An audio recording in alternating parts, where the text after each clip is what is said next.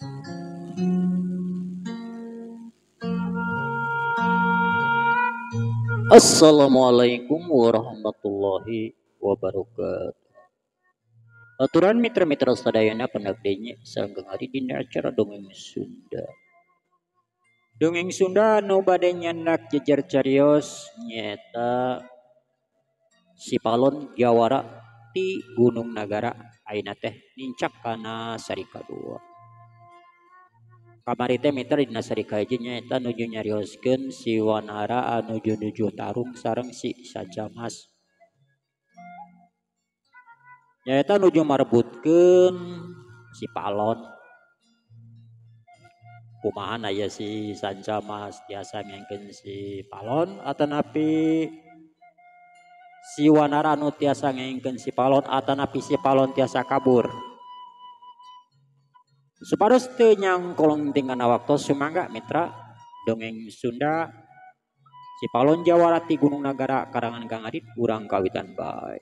Der. Ah.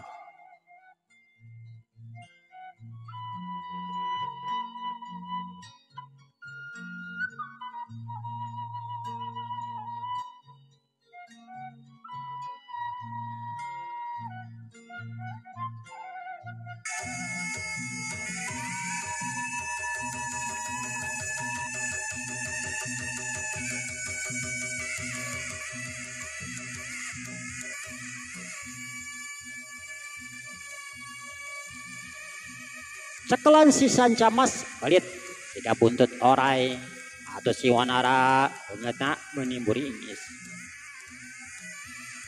Bari kitu nate si Wanara gancang ngagunakeun jurus monyet noger suku kencana jeung suku katuhuna ngahanca awak si Sancamas. Tapi ku si Sancamas dirasa cekelanana si Sancamas beuki pageuh. Malahan maleungeun si Sancamas bangkek beuheung si Wanara. Atuh si Wanara teu bisa ojah pahamna calawak. Ari leungeun keisa si Sancamas ngagedor kana sirah si Wanara dina jurus Sanca Maco. Geus teu misleuk deui si Wanara ngagorak embun-bunana asa hujan. Yuk.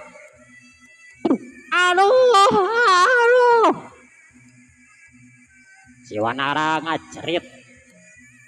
Itu nanti bari pru awakna rubuh. Geus teu eling di bumi Allah. Cakakak. Si Sancamas seri menyakakak. Wah, monyet buntung. Terus aku maha tanagana. Si arek ngelawan kaing. Atuh harita anak buah si Wanara undur-unduran. Woi. Moto undur-unduran sia. Moto undur-unduran. Kubuk ieu guru sia. Kubuk. Sabeme ku aing disate monyet teh. Atuh anak buah si Wanara kura-kiru. Nyata mangku guruna terus dibawa di tempat eta. Hari-hari teh si Sancamas tatalangke jelang loncat ka hareupeun si Palon. Anu saterusna si Palon ditotok pas urat sarafna. Atuh si Palon langsung kapiuhan. Anu saterusna eta wak si Palon dipanggu rek dibawa ka tempat manehanana. Jeleng. Si Sancamas loncatan norobos poek na peuting.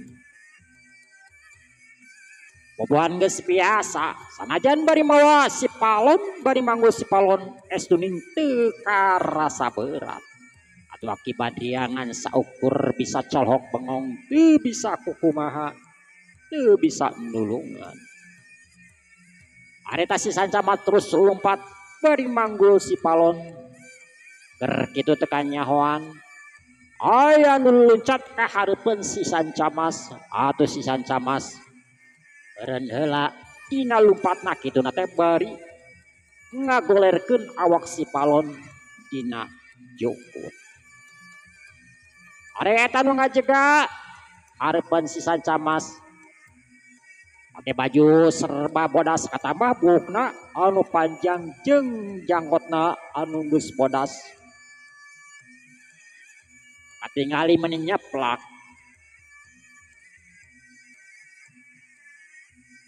Hei, di sana Sandika, ah, wani-wani megatan dewek, ha?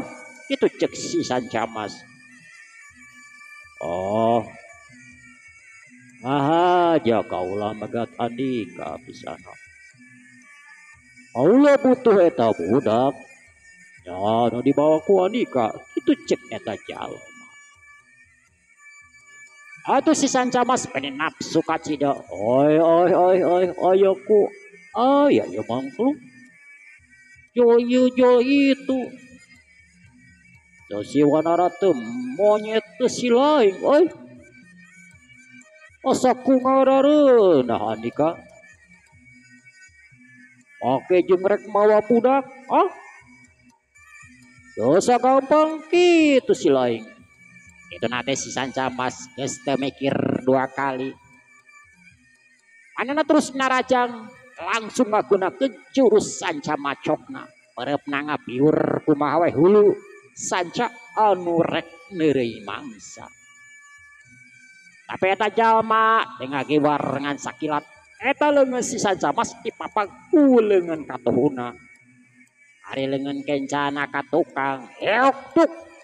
Wah, si Sancamas ngagoak leungeunna asa rampal karasa panas lain dikieuna. Gerakanana estuning eueuh nanaonan ngalawanan eta jalma. Tapi jeleng si Sancamas senarajang deui sokona rek ngajejeg da eta jalma dina jurus sanca manting. Tapi anggar we eta suku si Sancamas teu hindarkeun. Tapi ditakis ku leungeun katuhuna. Heok dut.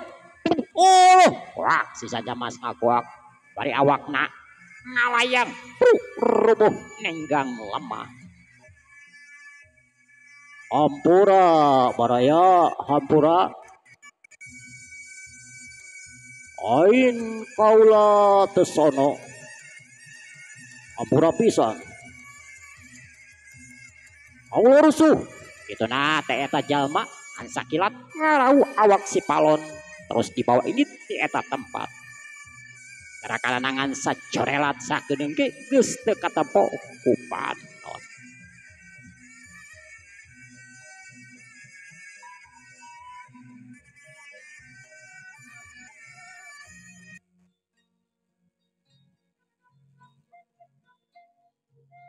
Oh tuh si Sancamas maneh kekerot katambah rasa handeuh lain dikina si Palon anu geus aya dina leungeunna tapi ayeuna geus eueuh deui.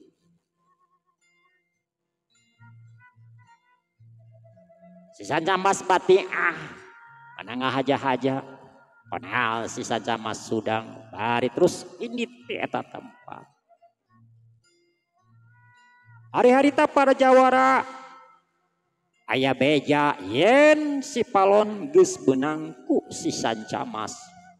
Eta beja di nyaeta beja ti si Wanara. Balaan macek si Wanara dewek kung si Bantrok jeung si Sancamas ngan dewek rumasa cenah eleh. Ucapan para jawara dina waktu harita kacida seukeutna. Naon diucapkeun ku jawara eta fakta eueuh dasar bohong. Alaan macek si Wanara ngarumasakeun dewek cenah eleh jajaten. Anu meunang beja yen si Palon geus beunang ku si Sancamas teh lain ti golongan hideung wae tapi ti golongan bodas ge ngadenge. Balahan maki gendeng ge geus ngadenge. Ki gendeng aya rencana rek napungan si Sancamas rek dipenta langsung ka si Sancamas. Ki gendeng dibikeun syukur moal rek dipaksa. Lamun nepikeun kangaran si Palon teu dibikeun ku si Sancamas rek ku cara radikal.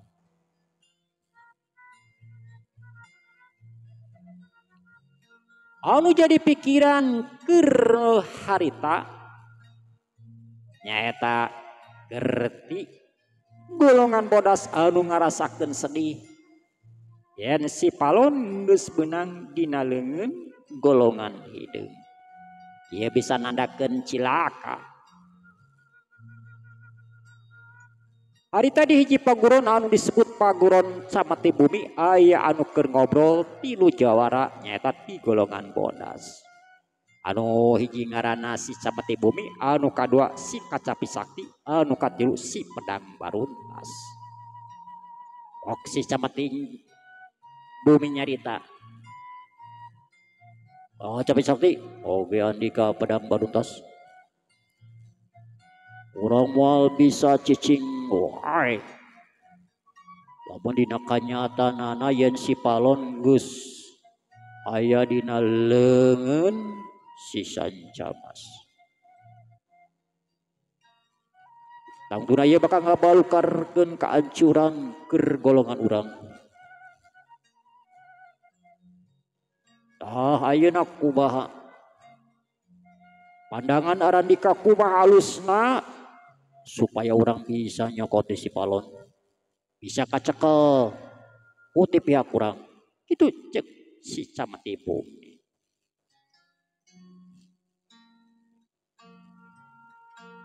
Cek ulama jalan ya kudu direbut tina leungeun si Sancamas yang cek pamikir kuring mah ulah di ekeun isuk ageto ulah sabab bisa cilaka. Mah panti pihak kurang terus-terusan kadese ayeuna nu dipihar kurang nyaeta si Palon tujuan orang kapi banda kapi milik bisa dididik di hati kurang ayeuna geus beunang ku pihak batur itu hari pandangan ti kuring mah itu cek si Kacapi Sakti ya kuring geus setuju pisan. Kan masalah ngadodog ka ditu, rek lawarangan atau kumaha? Atau rek masing-masing. Kitu cek si Pedang Baruntas. Pok si Camati Bumi nyarita, ari alusna mah urang masing-masing. Urang masing-masing ulah babarengan. Sabab lamun urang babarengan hese ngabagina. Tapi lamun ku urang masing-masing ya bakal digampang. Lamun teu kukula nya ku Andika duaan, teu ku Andika nya kukula. Jeung kula rek lainana rek sambil ngabejaan anu sajena.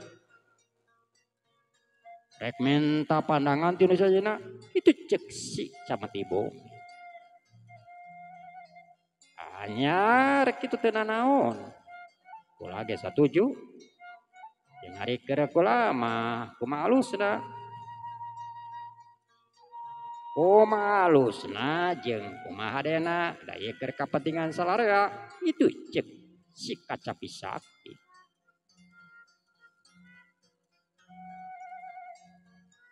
Atuh geus puguh kitu mah si Kacapi Sakti jeung si Pedang Baruntas terus marulang. Kan ari harita si Kacapi Sakti mah nyaeta rek ka paguron heula. Ari si Pedang Baruntas mah rek langsung we cenah ka paguron si Sancamas moal diisuk pagetokeun. Mengpeng cenah anyara keneh apabila mun diengke-engke mah bisi jeung bisi lain ari harapan teu puguh mah deheung cenah lamun dibawa ka paguron eta lamun disumputkeun eta anu jadi paur. Ari harita si Sancamas teu mulang ka pagurona tapi manehna rek ka Gunung Sanca nyaeta rek ngasakeun jurus jeung elmuna. Sabab si Sancamas perlu pisan dina ngasakeun pangartina jeung cek pamikir si Sancamas. Lamun manehna mulang ka paguron ya pasti bakal loba anu neangan. Bakal loba nu gudag-gudag jeung si Sancamas mikir dina hatena eta jalma cenah anu harita bantrok jeung manehna saha. Sabab manehna kakara bantrok jeung hiji gerakan anu kacitu sakitu hebatna. Dina tingkat pangabisana luar biasa. Tarasaan mamaenda ngagunakeun jurus Sancamacok teh. Lain disebutkeun jurus hanap-hanap, tapi eta dilawan ku manusia eta cenah ngan saukurku leungeun sabeula. Jurus manehna teu mampu keur ngalawanan eta jalma. Panon poe beki lila beki luhur karasa panas naker. Harita aya nu keur leumpang. Leumpangna meninga gedig eta jalma anu ngaranna si Gajah Meta. Si Gajah Meta ti golongan hideung, si Gajah Meta rek nuju ka paguron si Sancamas, maksudna mah rek ngarebut si Palon sabab ceuk pamikir si Gajah Meta. Lamun dingkekeun bisa-bisa kapiheulaan kunu sejen. Deuli lage si Gajah Meta geus nepi ka pagurona si Sancamas. Rag si Gajah Meta eureun pas hareupeun paguron kituna teh bari luak lieu. Nyidik-nyidik jeung merhatikeun eta paguron. Keur kitu aya 3 jalma anu jungjleung ka hareupeun si Gajah Meta. Si oreng eta teh anak buahna si Sancamas anu ngaranna si Burindil, si Tawa jeung si Asu. Eta 3 jalma teh tangan kanan atawa anak buah si Sancamas. Anu salila ieu dipercaya. Hauk si Burindil ngahauk. Oi, bisa nak. Sangarana dika, rek naon jor-jor ka dieu. Kitu ceuk si Burindil bari mureleng. Cakakak, si Gajah Meta nya kakak seuri. Wah, wah,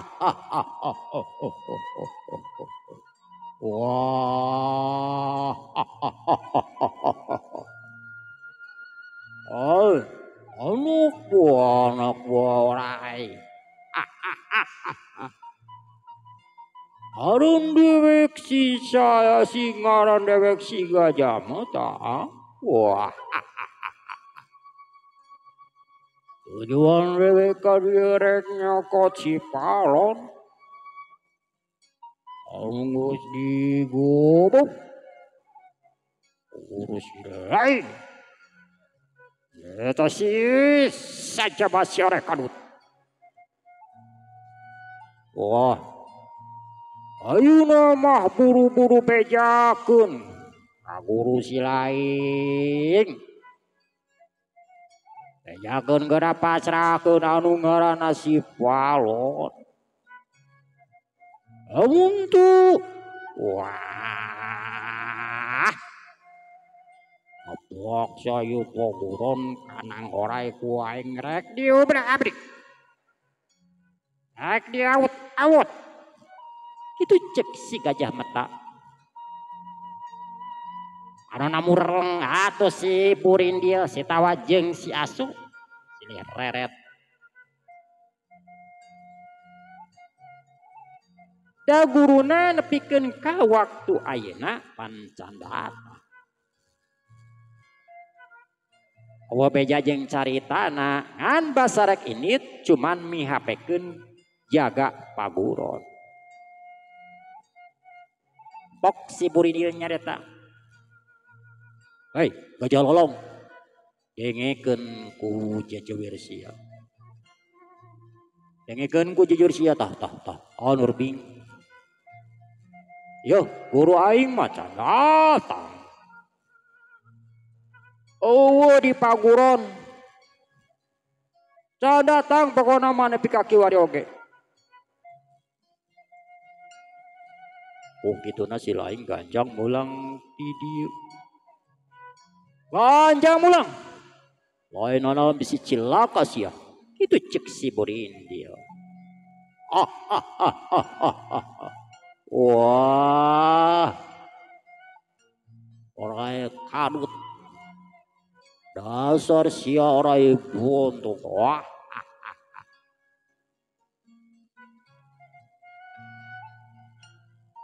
ya mah si Gagus bosan hirup.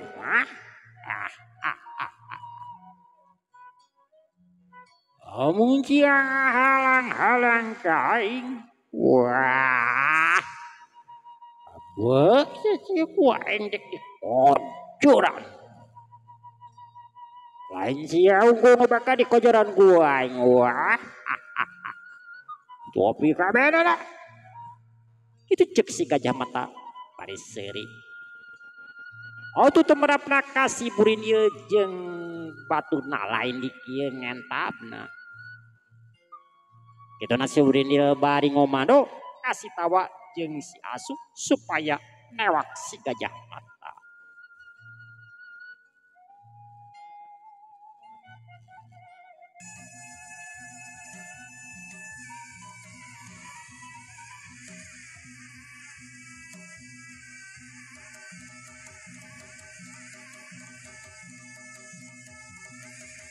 Itu nanti si Burini berjeleng loncat terep dengan himbang baran rek ngarakrek iga burung si Gajah Mata. Itu dari perepsi tawa jeung si Asu ing hariung kekenca jeung dikatohu tapi keur si Gajah Mata teh ya sumawona ai kudu repan mah ngan saukur nying harepan cucunguk bau gitu cek pamikir si Gajah Mata. Asa kilat si Gajah Mata malik. Ansa kilat si Gajah Mata narik kuda-kudana ka tukang. Keok. Kalau serangan hiji geus anu kena. Tapi anana nyamos ngan saukur ngakan angin. Juralit. Si Burin dia ngajuralit. Awakna juralit jlang. Si Burin loncat sukuna ngalayang. Maksudna rek ngajejek sirah si Gajah Mata. Tapi si Gajah Mata gancang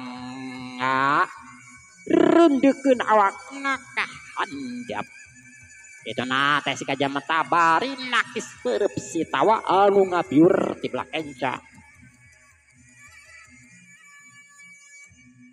Si Gajah Mata ngagunakeun jurus katelu.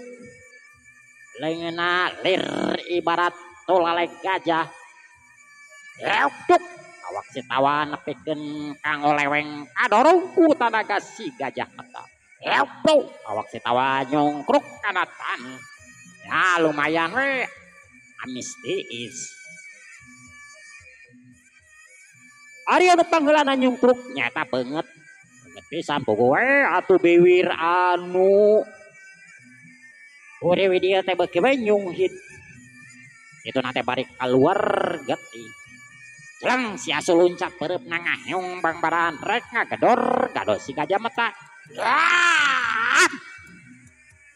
Tapi serangan teh dihindarkeun ku si Gajah Mata.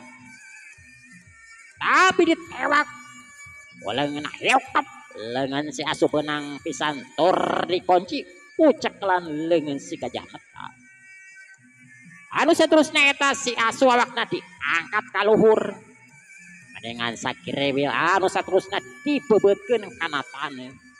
Akibatna lain dikieu Pemerapna kasih asosiasi ngaguak satarikna aspi geleng leungeuna napikeun kapotong sirahna denggar kana taneuh. Ya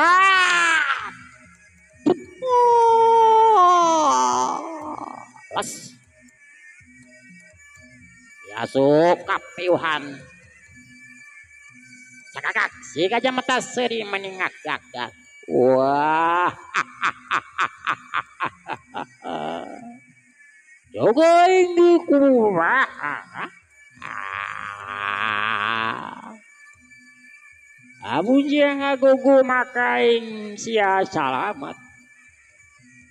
Wah cilaka orai kalawet. Wah. Itu cek si kajabat. Oh tuh si burini lain dikira nafsu na serepet. Si burini ngelugas pedogna. Cileng loncat. Pada pedogna dihembatkan rek narok sirah si kajamat. Dengan sakila si kajamata narik kuda-kudana kakencak itu nate bari ngetik pigelang lengan si burini lepuk wah itu nate bari setengah ngahengge burini ngakuak bari bedog ngacleng jauh naker kayan gitu si kajamata tadi antap anu saterus tadi tatong lebah tonggong na beres kita tok terus dicicek. Seburin dia nebur ya buncalik. Lepuk. Oh. Wah. Sebur ini ngakuak deui. Ageunanku jejekan si gajah mata. Anu kahitung hebatna. Atuh da lain tanding na ari si gajah mata ngelawan si burin dia. Seburini akhirnya nangkuban leste eling ingat di bumi alim te ingat di bumi alam atus tawa undur-unduran bari muring isieun manehna di rohagala ku si gajah mata pakabe murid-muridna si Sancamas anu area didinya kabehanana mundur nyingrai sieun ngamuk eta anu ngaranna si gajah mata.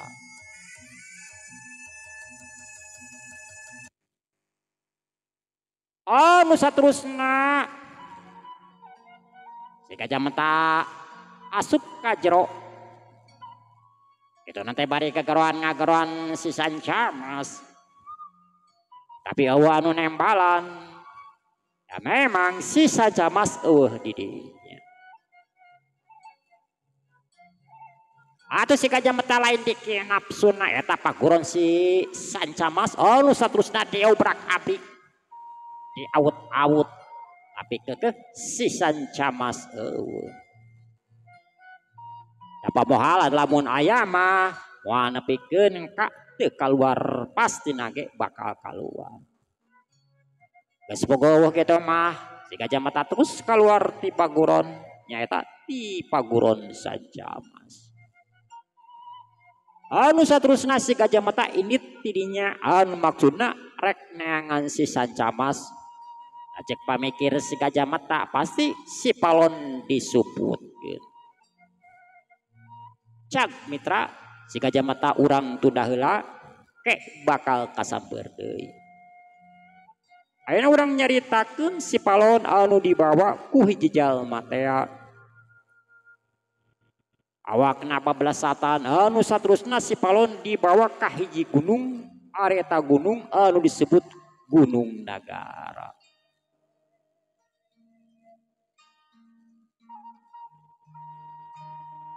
Eta gunung didinyana menigarnaheun kayanana ieuh kacida bobohan rajek ku tatangkalan anu kacida baradagna tur jarangkung bari lolobana mah geus lukutan siga nama eta tangkel kai geus ratusan tahun. Didinya ya hiji imah ari eta imah cukup gede nya keur opatan mah asup. Anu saterusna si palon dibawa ka jero imah terus digolerkeun. Sanggeusna digolerkeun terus si palon diubaran. Nya si palon beunta nah si palon udang itu nate bari gek ieu dengan gisik kana panon seepok to sunamitra